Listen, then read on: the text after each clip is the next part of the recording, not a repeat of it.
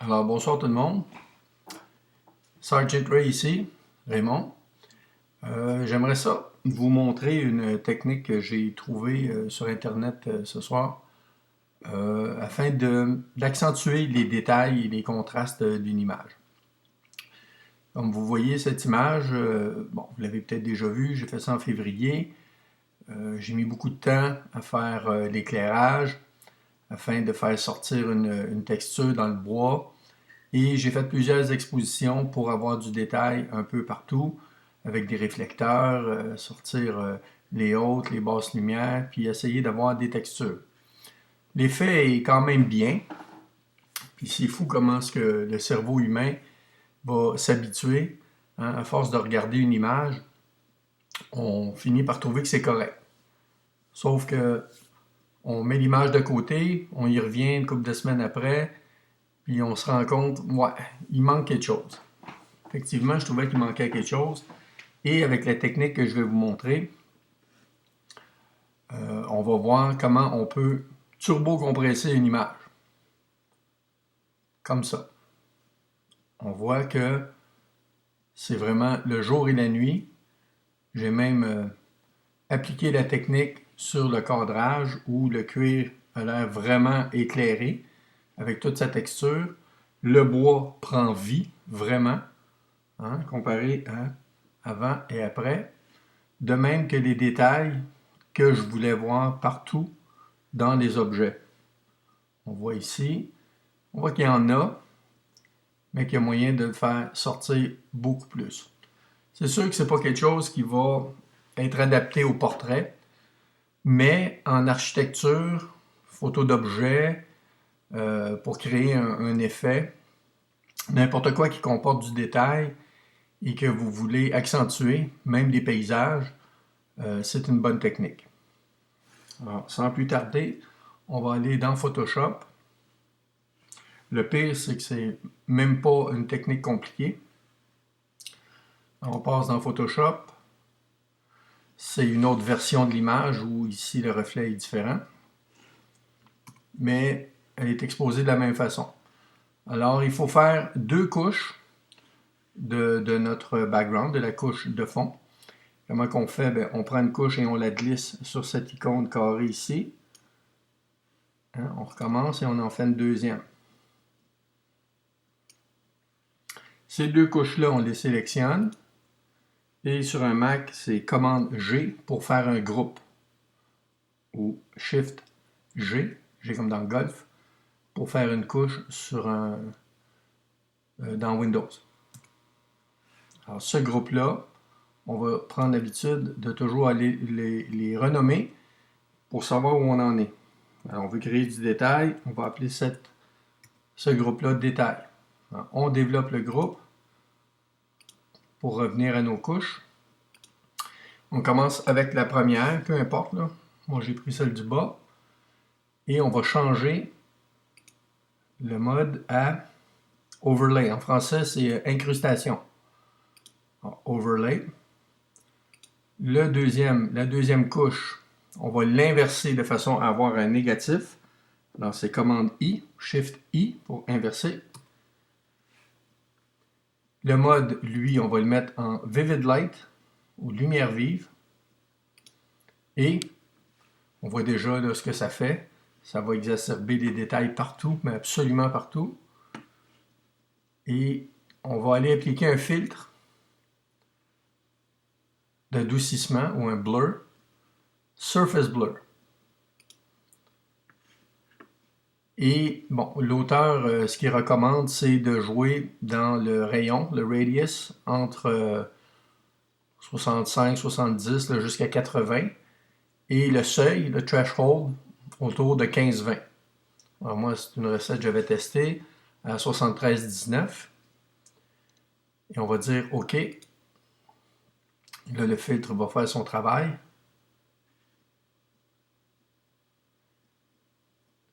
Et on voit qu'il est appliqué partout. Si je l'enlève, on voit le avant-après.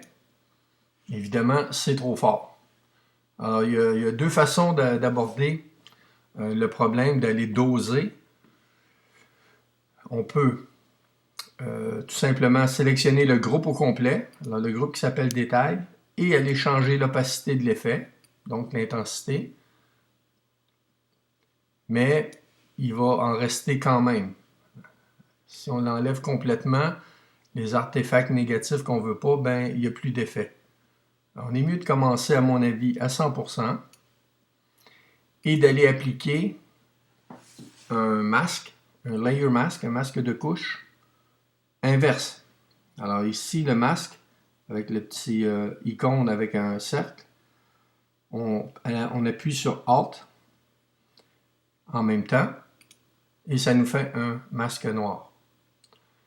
Le masque noir, ce que ça veut dire, c'est qu'il y a une couche qui nous empêche de voir l'effet en dessous. Pour voir cet effet-là, il va falloir aller gratter là où on veut avec un pinceau. C'est vraiment le terme, c'est comme, imaginez-vous s'il y avait un papier oignon par-dessus votre image, et pour voir ce qu'il y a en dessous, il faudrait aller avec un efface très rude, aller gratter jusqu'à ce qu'on voit. La façon qu'on fait ça dans Photoshop, si notre calque est noir, il faut ici que notre fond soit inverse, il faut qu'il soit blanc. Si j'avais un calque blanc, ça me prendrait le fond noir. Alors, on est déjà ici en blanc. Si je ne l'étais pas, avec la petite flèche, on alterne de un à l'autre. À partir de là, on va aller se choisir une brosse. On ne prend pas quelque chose de trop petit ou de trop défini. On y va entre les deux. Mettons comme ça, le bord est assez doux, ça nous donne une chance, moins faire d'erreur. Et on peut commencer, admettons, à 45-50% et tester l'effet. Alors, je vais grossir un peu ma brosse et je vais commencer.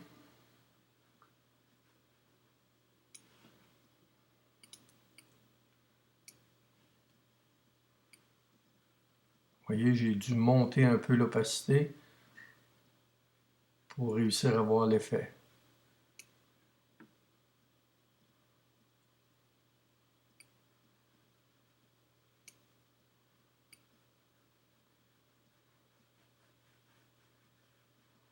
Et on fait attention pour ne pas toucher au bord.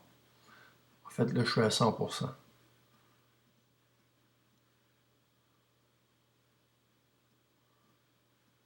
Et on fait ça sur toute l'image.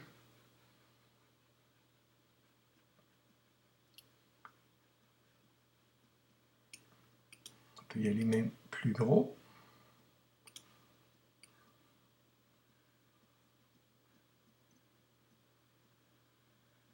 Là, je sais qu'il y a des couleurs qui vont apparaître sur le bord du iPad. Ici, entre autres, là, voyez-vous comment ça donne vie au bord du iPad.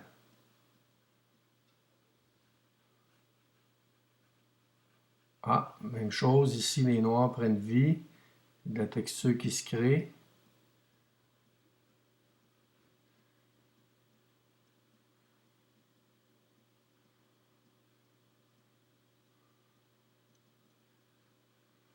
Voyez-vous tout le détail qui apparaît, les hautes lumières qui viennent s'installer, comme il y a des ombres qui viennent.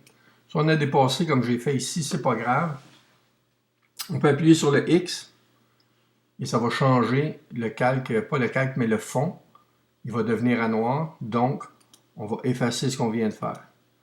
Donc, je pourrais revenir ici et enlever où j'ai ajouté de la couleur par inadvertance.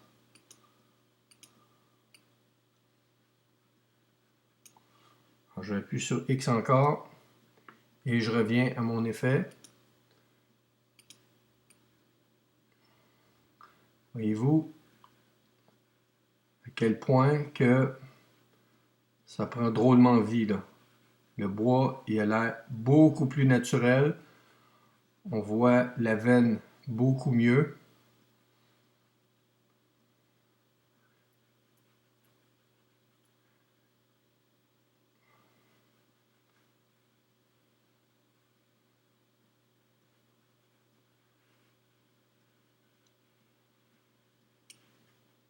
On va aller faire cette partie-là.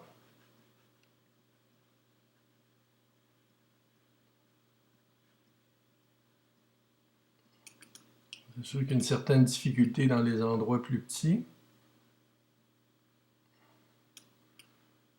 Mais si on se trompe, on appuie sur X et on repasse.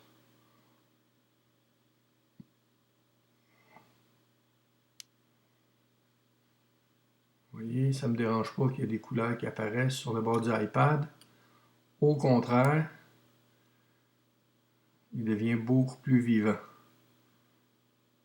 Si je veux conserver mes noirs, par contre, à l'intérieur du iPad, je ne vais pas aller trop loin dans les noirs. Je sais qu'il y a une texture, à cause que je me suis servi d'une grille pour faire mon éclairage, qui est apparente ici. Probablement, c'est ça. Si je fais ça, je lui donne volontairement vie.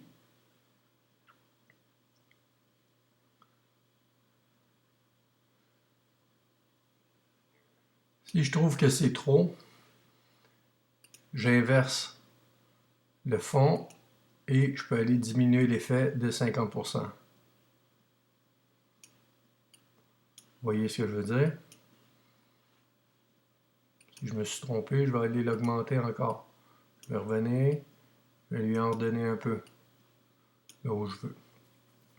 Ce qu'il y a de particulier avec cette image-là, c'est que j'ai décidé de travailler le fond que j'avais ajouté, mais j'aurais très bien pu prendre la photo originale sans le fond. Et j'aurais eu moins de difficultés. Mais il aurait fallu que je le fasse le fond pour que ça demeure logique. Le fond aussi, je veux qu'il prenne vie.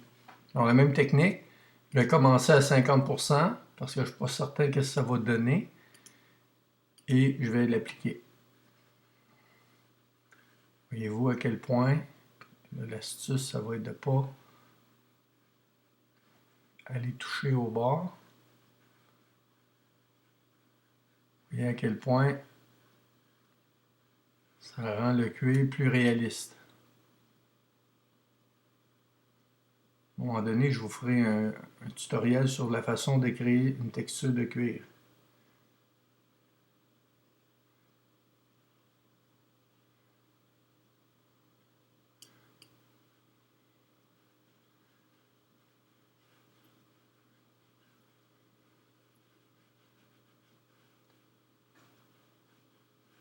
C'est vraiment pas compliqué comme technique.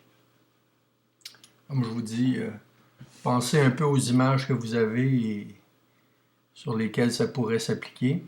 Il y a des paysages, il y a de l'architecture, paysages urbains, des choses des sujets qui comportent des matières avec beaucoup de détails, des sujets inanimés. C'est peut-être pas applicable bien pour des humains. Ça donne même de la vie dans l'ombre qui a été créée.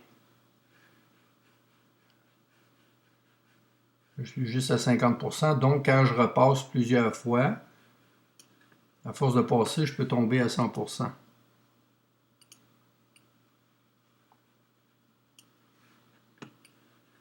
Voyez-vous, je n'ai pas changé l'opacité, mais ça s'accumule. J'en donne encore un peu ici.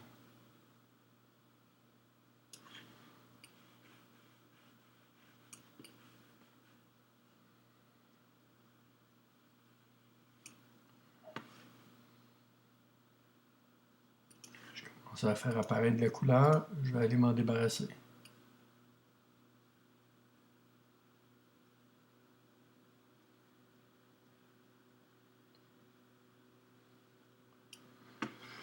Et voilà.